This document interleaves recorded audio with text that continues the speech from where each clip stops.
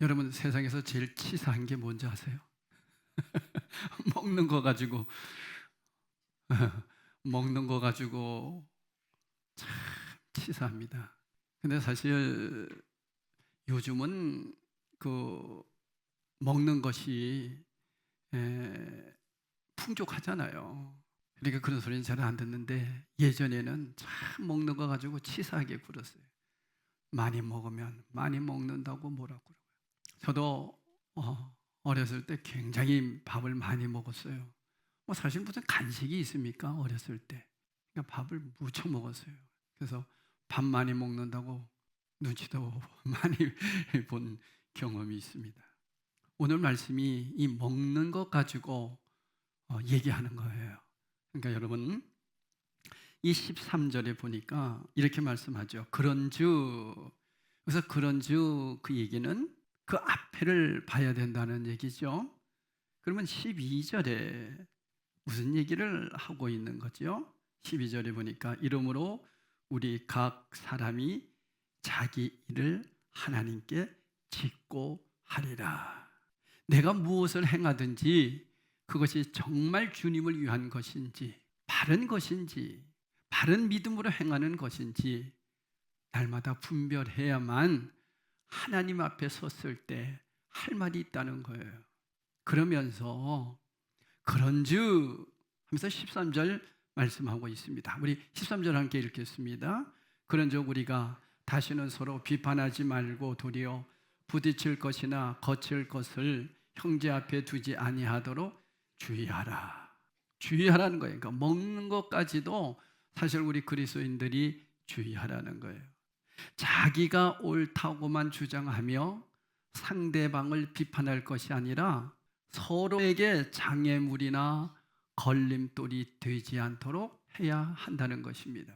그러면 서로가 서로에게 장애물이나 걸림돌이 되지 말아야 하는 게 뭘까요? 그게 14절입니다. 자, 14절 읽겠습니다. 내가 주 예수 안에서 알고 확신하노니 무엇이든지 스스로 속된 것이 없으되 다만 속되게 여기는 그 사람에게는 속되니라. 내가 이것이 과연 속되냐? 이것을 내가 과연 먹어야 되냐? 말아야 되느냐? 이런 부분에 있어서 문제는 누구에게 있다고요? 나에게 있다는 거예요. 여러분 그런 음식들 많죠. 제사 음식.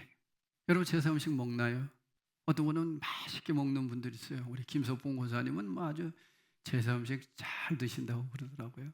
먹어야 되나요? 말아야 되나요?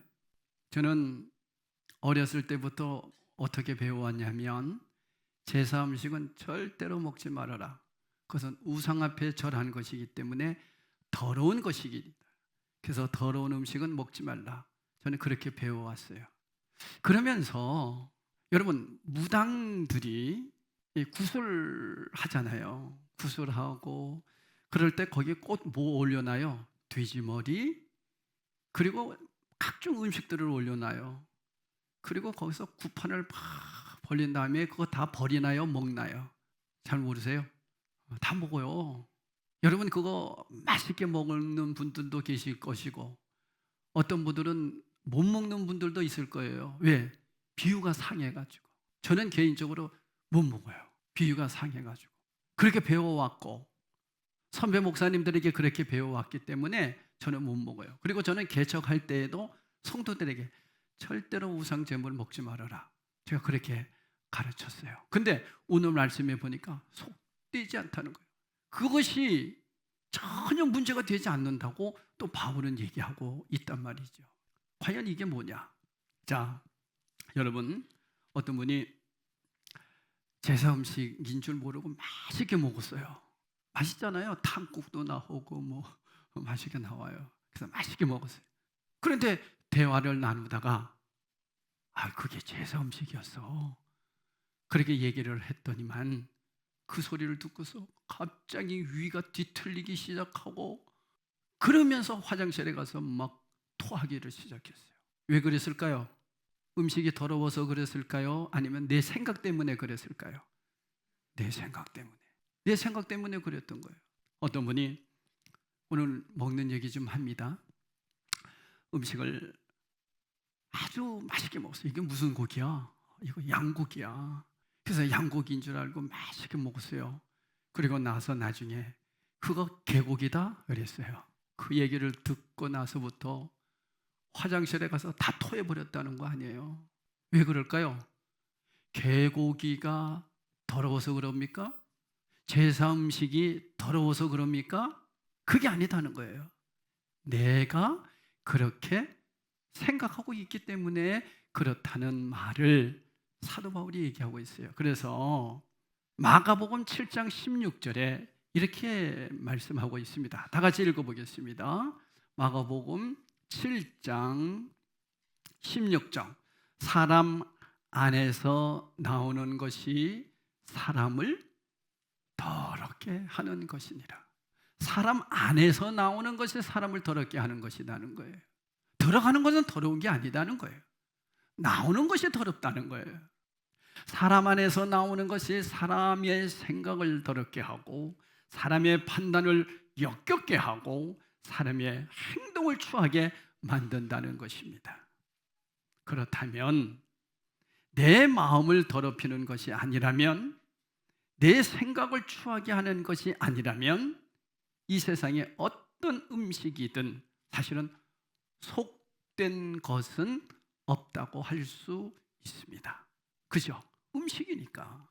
근데 그것이 우상 제물이라는 것을 알면서도 먹을 수 있지는 못하다는 거예요. 근데 사실 사도 바울이 이 로마서를 쓸 당시에 그 로마의 문화와 우리나라의 문화는 좀 달라요. 로마는 이 제사를 지내는 법은 없어요.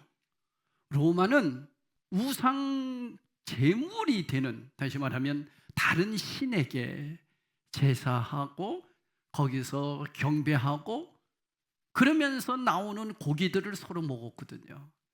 그러니까 모든 고기는 사실은 우상 제물인 거예요. 그러니까 바울이 그러면 우리는 채식만 먹어야 되지 어떻게 우리가 먹을 수 있느냐 이렇게 얘기하지 않았어요. 그 얘기예요 바로. 그러나 여러분도 아시다시피 우리나라는 제일 먼저 이 유교 사상이 젖어 있었고 불교가 우리나라에 들어오고 그러면서 기독교가 들어오면서 이 제사 음식에 대한 문제가 사실은 많이 있었던 거죠. 그래서 우리 선배들은 먹지 말아라 이렇게 얘기를 했습니다마는 사도 바울은 어떤 음식이라도 속된 것은 없다 하는 그런 말씀을 하고 있습니다. 자, 그렇다면 여러분, 그런 속된 음식은 어떤 것일까요? 뭐가 속될까요? 의사 중에서 담배를 가장 피우지 않는 의사는 어떤 의사인지 아세요? 흉부외과 의사랍니다. 여러분, 의사들이 술, 담배 무척 한대요. 사실은 그 스트레스 엄청나잖아요. 그런데 오직 흉부외과 의사들은 담배를 안 피운대요. 왜 그런지 아세요? 그들은 이 흉부, 허파, 폐를 수술하는 사람들이거든요. 그러니까 자기가 사람들의 폐를 열어서 보면 담배 피우는 사람들은요 말할 수 없다는 거예요. 너무너무 지저분하다는 거예요, 이 폐가. 그러니까 여러분, 직접 그것을 본 사람들이 어떻게 담배를 피우냐고요. 그래서 흉부외과 의사들은 담배 거의 안 피운답니다. 직접 봤으니까. 그렇게 속된 것 중에 하나가 담배라는 거예요. 그러니까 폐를 다 망치는 거죠. 니코틴이 이 허파에 쌓여서, 그런데 맑은 공기를 마시는 사람들은 이 허파 폐가 그렇게 깨끗하다는 거예요. 아니, 눈으로 직접 보는 거죠. 그래서 흉부외과 의사들은 담배를 안 피운대요. 그러면 술이 나쁩니까? 그래서 제가 지난주에도 술에 대한 내용을 이 로마서 14장은 계속 먹는 얘기거든요. 그래서 우리가 먹는 얘기를 안 할 수 없어요. 술이 왜 나쁘냐? 아유, 우리 예수 믿는 사람들도요, 어떻게 하면 술 한 잔 마시고 싶어가지고요. 이 성경에 술이 먹어도 되느냐 안 먹어도 되느냐 이런 얘기를 얼마나 많이 하는지 몰라요. 술은 사람의 마음을 혼미하게 만듭니다. 사실 마약과 같은 거잖아요. 사람의 심령을 마비시킵니다. 어떤 유의 음식이 속된 거냐? 우리 안에 들어가서 우리를 망치게 하는 것이 속된 음식이죠. 어떤 음식이든 그것을 하나님께로부터 주어진 것으로 알고 감사함으로 먹을 수 있는 사람이 진리 안에서 자유한 사람이죠. 그러나 이런 경지에 있는 사람이라도 가려 먹는 사람의 걸림돌이 되어서는 안 된다는 거죠. 아니 왜 안 먹냐고. 먹어도 돼. 성경에는 먹어도 된다고 그래서 제사 음식을 먹어 이렇게 얘기하는 것이 문제가 안 된다는 거예요. 아 근데 나는 그것만 먹으면 비위가 상해서 도저히 못 먹겠어. 그러면 아무 소리 하지 말라는 거예요. 그 사람 안 먹는 사람은 안 먹는 믿음이고 믿는 사람은 믿음이 먹어도 괜찮은 믿음이고 그러니까 먹는 거 가지고 얘기하지 말라. 그러나 이 술이라고 하는 문제는 우리 사람들이 그것을 먹음으로 인해서 정신을 혼미하기 때문에 문제가 된다는 거예요. 자, 그러면 우리 15절을 한번 읽어볼게요. 성경을 차근차근 한번 읽어보겠어요.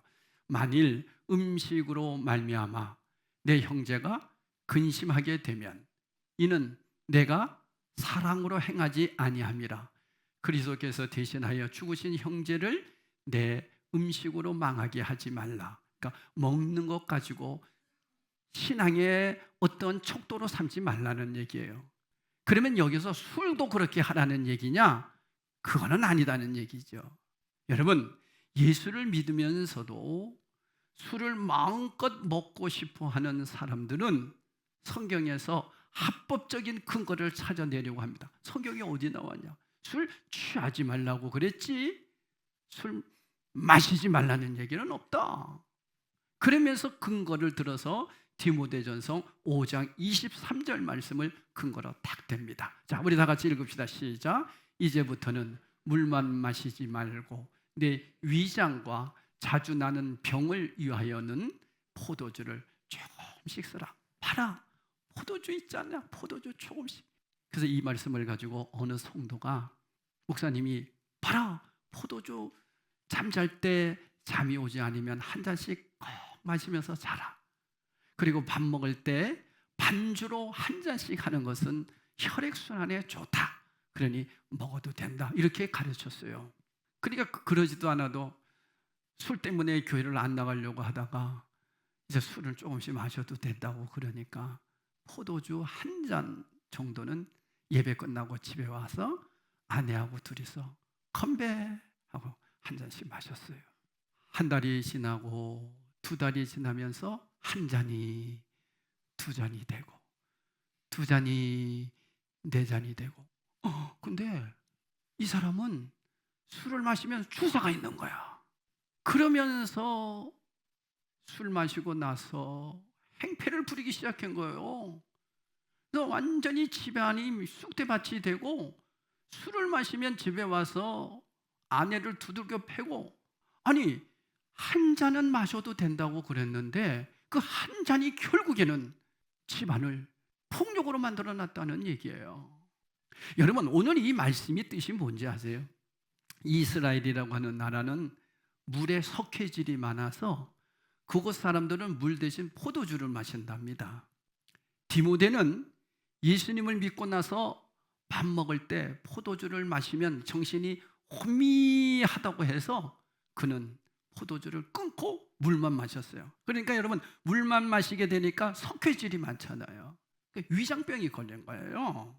그래서 바울은 그런 디모데에게 속병을 위해서 포도주를 약으로 조금 쓰라고 말한 거지 반주로 한 잔씩 마시라고 한 것이 아닙니다. 그러면 이렇게 또 얘기하죠. 에베소서 5장 18절은 뭡니까? 자, 에베소서 5장 18절입니다. 자, 우리 한번 술 취하지 말라 그 얘기하시. 다 같이 시작. 술 취하지 말라. 이는 방탕한 것이니 오직 성령으로 충만함을 받으라. 뭐 하지 말라? 그러면 여기 무슨 얘기예요? 술 먹지 말라는 얘기요? 취하지 말라는 얘기?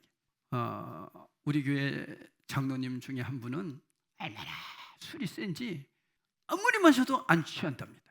그죠? 절대로 안 취한답니다.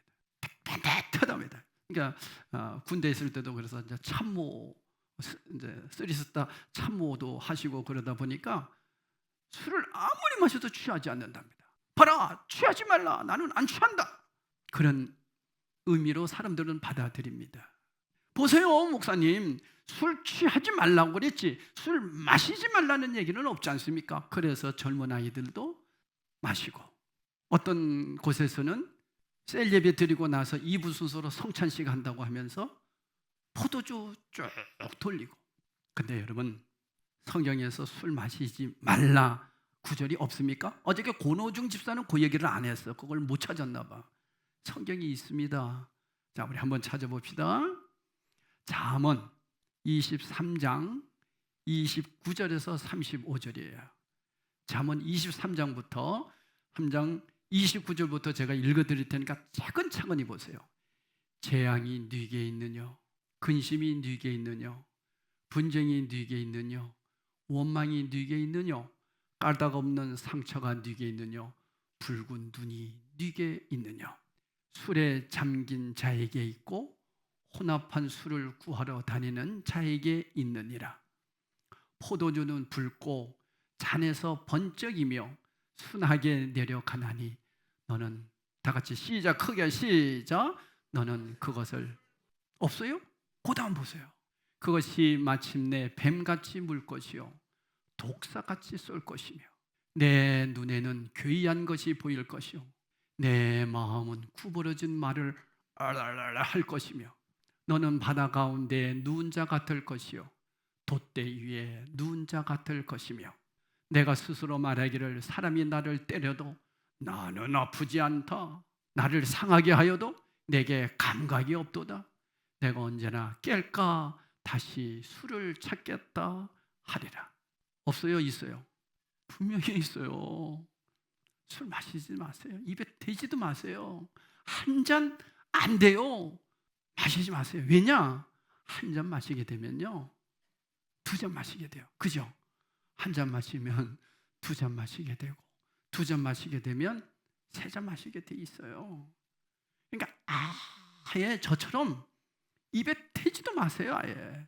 저는 왜 술을 입에 안 대냐면 저희 어머니가 새벽마다 저를 위해서 기도했어요. 우리 영기는 술, 담배 먹지 않게 해주세요. 매일 기도가 그 기도예요. 그런 기도를 받은 내가 어떻게 술을 먹습니까? 내 평생에 내가 맥주 한 잔 마신 거 기억은 나요. 한번 마셔봐도 된다, 괜찮대. 그래서 어떤가 해서 한번 마셔봤지 저는 술 입에 한 번 안 대봤습니다. 왜냐하면 저희 집안은 술로 망한 집안이거든요.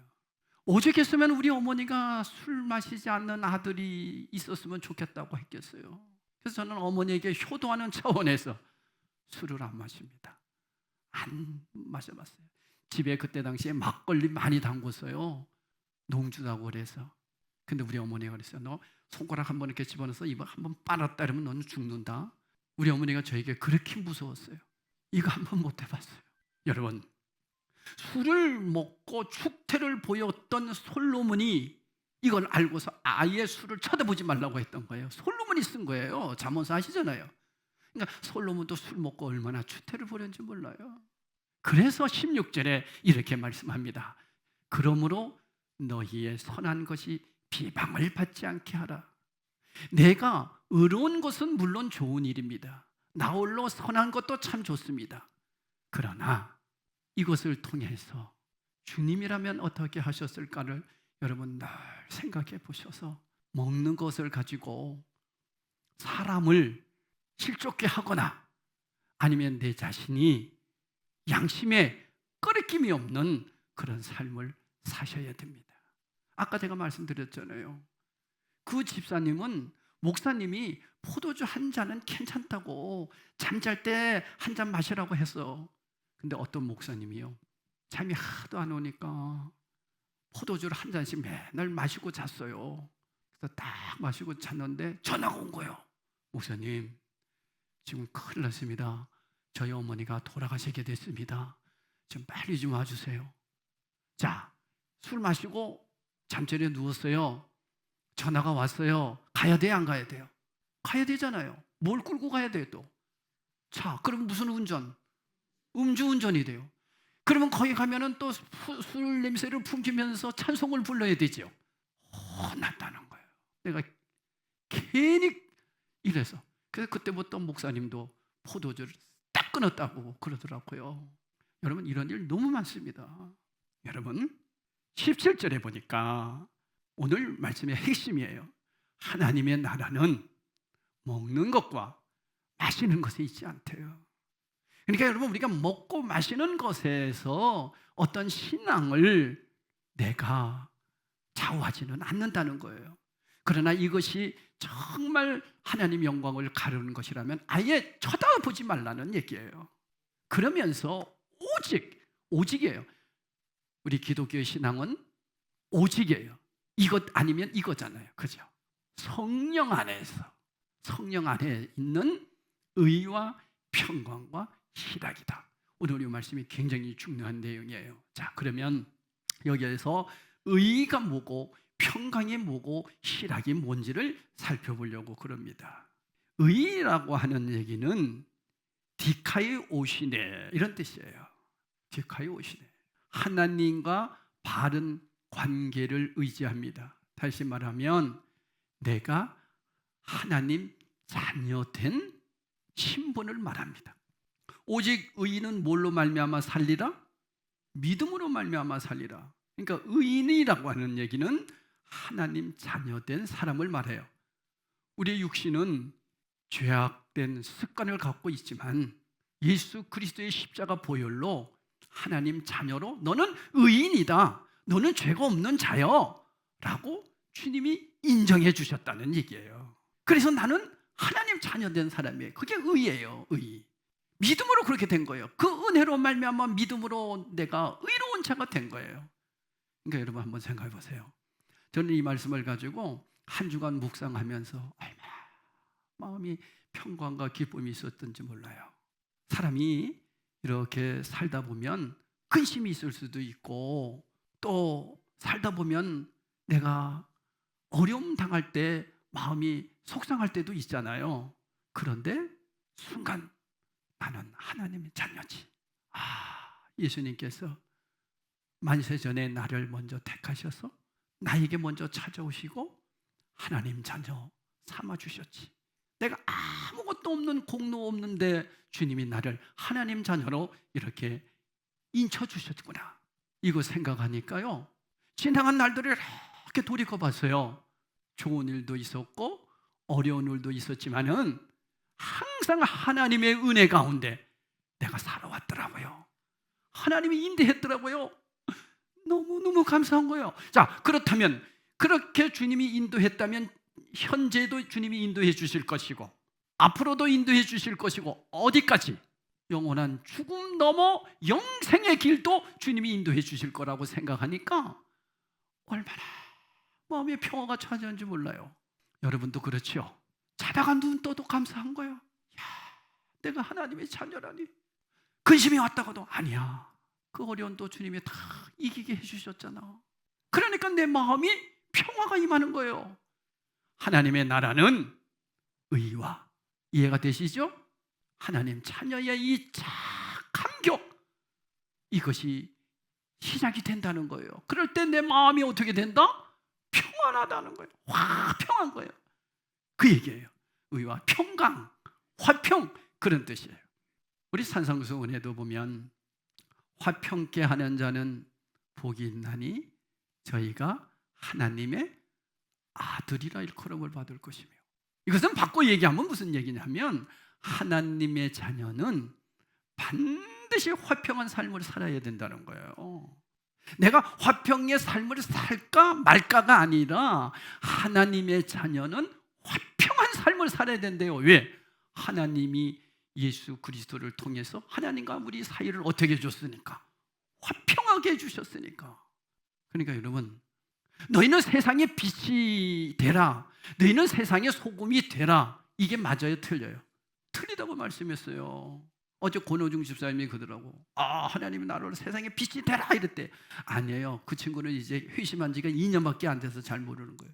이미 우리는 빛이에요. 이미 의로운 자예요. 이미 우리는 의인이에요. 이미 우리는 소금이에요. 아멘.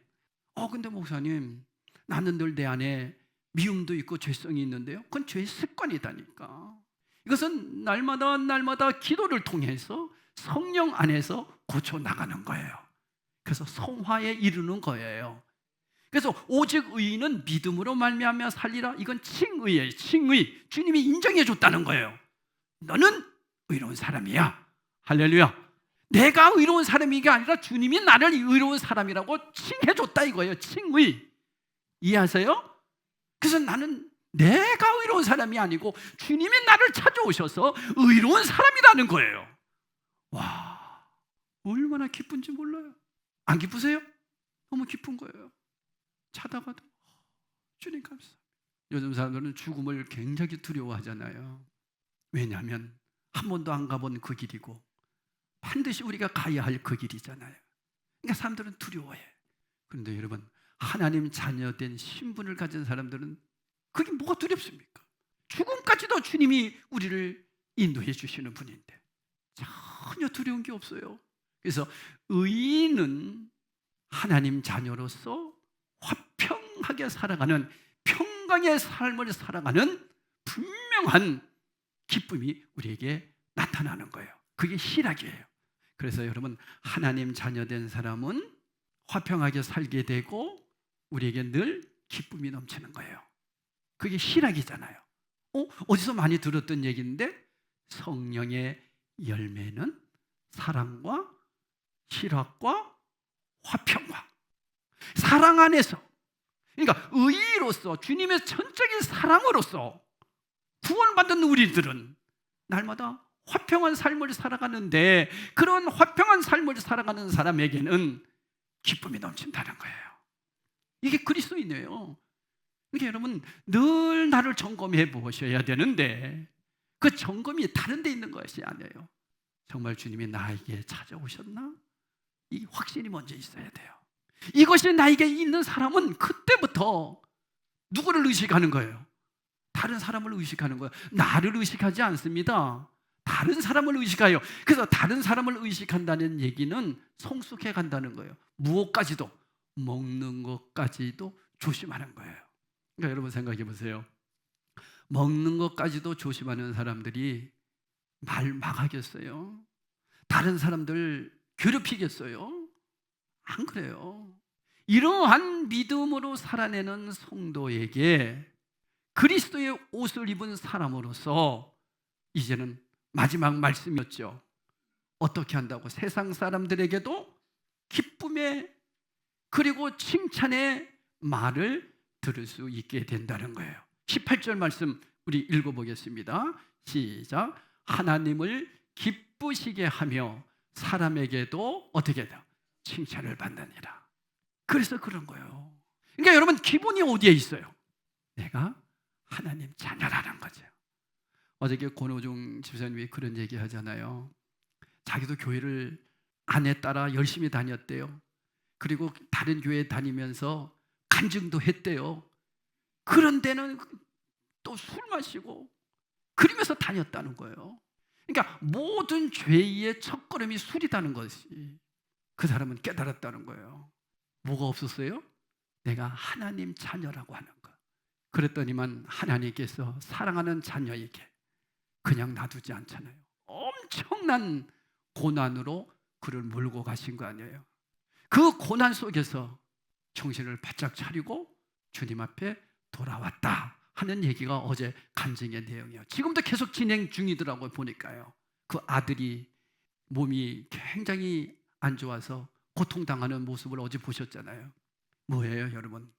하나님은 하나님 자녀에게 너는 내 것이다 라고 인정해 준 자녀들에게는 하나님이 끝까지 책임진다는 거예요. 어떤 방법을 통해서라도 하나님은 돌아오게 하세요. 그런데 중요한 것은 우리는 그러한 믿음 안에서 하나님 자녀 됐으니 그 고난이 무서워서 두려워서 예수 믿는 자가 아니라 하나님이 나를 찾아오신 그 은혜에 감사한 의로서 화평한 삶을 살아내며 늘 기쁘게 살아가는 이 땅에서부터 하나님 나라를 맛보는 그런 성도가 돼야 된다 하는 말씀이에요. 사랑하는 성도 여러분, 어떠세요? 여러분은 어떠세요? 정말 이것이 확신이 듭니까? 내가 하나님 자녀구나. 그래서 너무 주님의 그 사랑받음이 기뻐 다른 사람에게도 화평의 삶을 살려고 합니까?